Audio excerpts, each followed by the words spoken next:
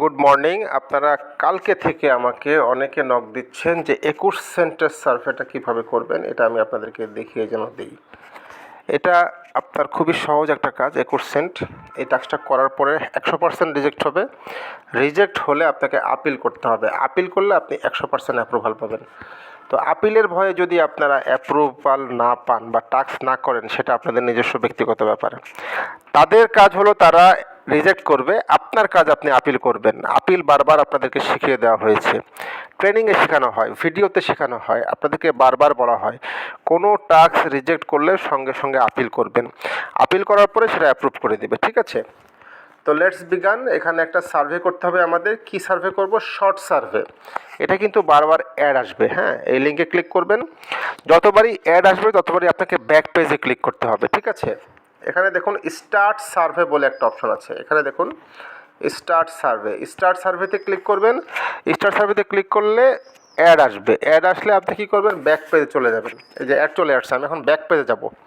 Back পেজে গেলে আমি আগের পেজে চলে আসবো। এই যে দেখুন কোশ্চেন দেওয়া শুরু করেছি অলরেডি।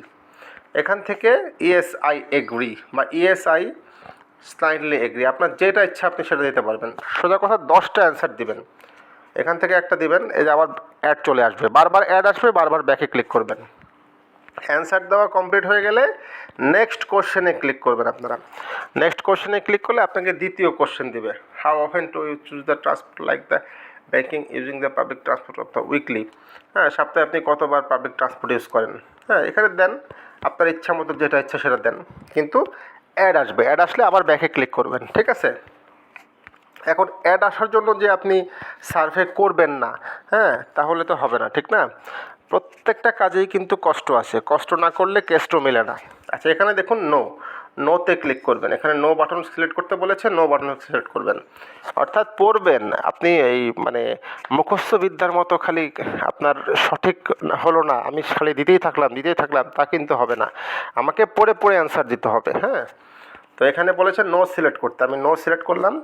নো সিলেক্ট করার পরেও কিন্তু আমার অ্যাড এসেছে। যতবারই অ্যাড আসবে আমি ব্যাক পেজে চলে আসবো, আবার কিবোর্ডে ব্যাক বাটন দাবিয়ে ব্যাকে চলে আসবো। আবার নেক্সট কোশ্চেনে ক্লিক করব।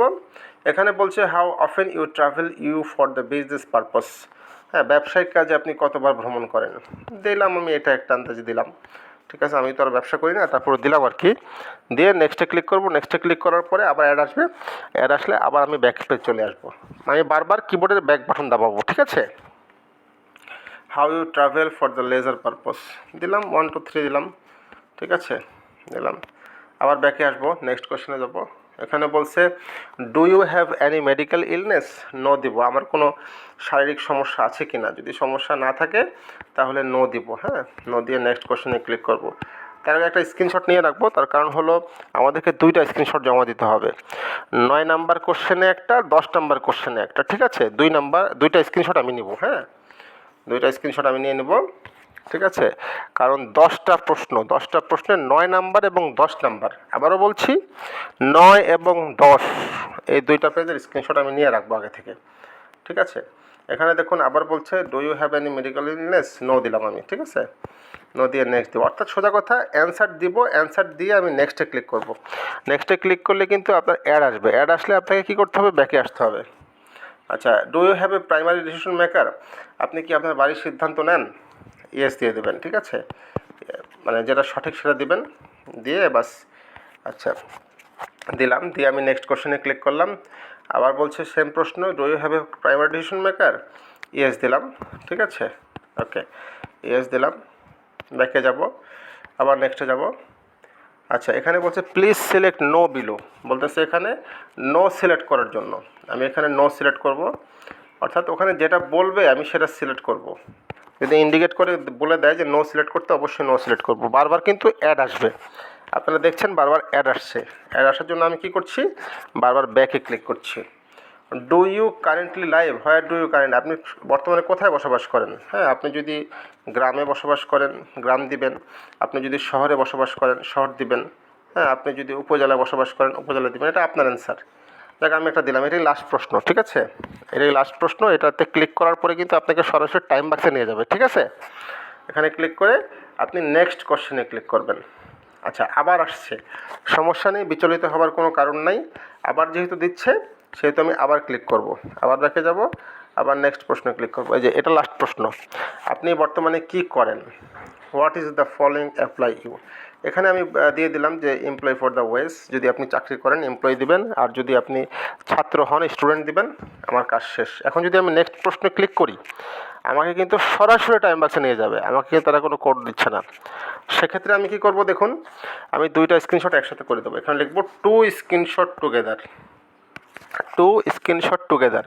আমি কিন্তু অলরেডি 9 নাম্বার কোশ্চেনের স্ক্রিনশট নিয়েছি এবং 10 নম্বর কোশ্চেনের স্ক্রিনশট নিয়েছি, ঠিক আছে। এখন আমি এখানে প্রথম স্ক্রিনশটটা দেব, এটা আপনাকে বারংবার বোঝানো হয়েছে, বারংবার দেখানো হয়েছে, ঠিক আছে। দুইটা স্ক্রিনশট কীভাবে একসাথে করতে হয়, গুগলে লিখবেন টু স্ক্রিনশট টুগেদার। যখনই টু স্ক্রিনশট টুগেদার লিখবেন তখনই এরকম একটা ইন্টারফেস আসবে। এই ইন্টারফেসের মাধ্যমে আপনারা দুইটা স্ক্রিনশট একসাথে করবেন, বা গ্যালারি থেকেও আপনারা দুইটা স্ক্রিনশট একসাথে করতে পারবেন, ঠিক আছে। তারপর ডাউনলোড ইমেজ দিবেন, বাস দুইটা স্ক্রিনশট আমার একসাথে হয়ে গেছে। এখন আমি কি করব, আমি টাইম বাক্সে চলে যাব, যে পেজ থেকে আমি এসেছি সেই টাইম বাক্সের পেজে আমি চলে যাব। আমি টাইম বাক্সের পেজে আসলাম, টাইম বাক্সের পেজে এসে আমি কি করব, এবার টাস্কে যাব। এই যেখানে দেখুন টাস্ক আছে, এই যে টাস্কে অলরেডি চলে এসেছে, আমার টাস্ক চলে এসেছে। এখন এখানে ব্রাউজ ইমেজে ক্লিক করব। ব্রাউজ ইমেজে ক্লিক করে আমি যে দুইটা স্ক্রিনশট নিয়েছি 9 নাম্বার এবং 10 নাম্বার, এই 9 নাম্বার এবং 10 নাম্বার পেজের স্ক্রিনশটটা যে আমি মার্চ করেছি সেটা আমি আপলোড করব। এবং এখানে টেক্সট প্রুফের মধ্যে আমি কি লিখব, টেক্সট তারা কিন্তু বলেছে যে কোড দেওয়ার জন্য, কিন্তু আমি কোনো কোড পাইনি। সেক্ষেত্রে আমি টেক্সট প্রুফে লিখে দেব যে I visit 10 pages. Also, I answered the questions. After answer, I redirect to the time box. There is no code. Please double check last screenshot. মানে আমি তাদেরকে লিখে দিলাম যে আমি 10টা প্রশ্নের সঠিক উত্তর দিয়েছি, 10টা পেজ ভিজিট করেছি, কিন্তু আমার কোনো কোড আসেনি। কাজেই আমার স্ক্রিনশটটা ডবল চেক করুন আপনারা এবং সেটা অ্যাপ্রুভাল দিন। এটা কিন্তু আপনাকে অবশ্যই রিজেক্ট করে দেবে, ঠিক আছে। রিজেক্ট করলে কি করবেন, আপনি আপিল করবেন। আপিলের লেখাটাও আমি ভিডিও ডেসক্রিপশন বক্সে দিয়ে দিচ্ছি, টেক্সট প্রুফের লেখাটাও আমি ভিডিও ডেসক্রিপশন বক্সে দিয়ে দিচ্ছি। আপনারা ভিডিও ডেসক্রিপশন বক্স থেকে আপনারা এই ভিডিওতে যে লেখাটা, এই লেখাটা আপনার টেক্সট প্রুফে জমা দিবেন। টেক্সট প্রুফে জমা দিলে আপনার এই টাস্কটা রিজেক্ট করবে। রিজেক্ট করলে আপনারা আপিল করবেন। আপিল করার যে লেখাটা আছে ওই লেখাটাও আমি ভিডিও ডেসক্রিপশনে দিয়ে দিলাম, ওই লেখাটা দিয়ে আপিল করবেন। আপিল করার সঙ্গে সঙ্গে এটা অ্যাপ্রুভ করে দেবে। ধন্যবাদ সবাইকে।